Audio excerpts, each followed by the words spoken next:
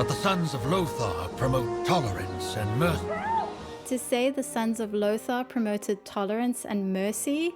Like, no they didn't, Danath. I'm sorry, but I just don't think that's true. The Sons of Lothar sacrificed themselves to try take down the orcs because they saw them as such a threat not only to their own world but to other worlds as well. Tolerance just isn't a word that leaps to mind when thinking about this particular group. In Chronicles, the Sons of Lothar are introduced like this. Turalyon raised his banner, declaring that he would lead this army, the Sons of Lothar, into the Orcish homeworld and end the Horde forever.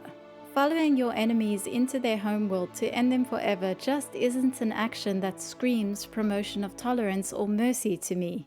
If you visit the Monument of Remembrance in Honor Hold, you can read this quote from Turalyon. In remembrance of the Supreme Allied Commander, Anduin Lothar, a man who would sacrifice everything in defense of his king, his people, his home. Let our enemies know our names. Let our allies honor our passing. We are the Sons of Lothar. Who knew that all this time, let our enemies know our names, was a line that's there because the Sons of Lothar want to make such a good, tolerant, and merciful impression on their enemies, they turn them into friends who learn their names. My point being that, yeah, this line is weird and a little nonsensical. The Sons of Lothar didn't promote tolerance and mercy. Claiming that now is a good example of a bit of clumsy rewriting of something that used to be pretty cool and declawing them in a way that's almost offensive by itself. The Sons of Lothar were fighting against demon blood-driven creatures who wanted to conquer worlds.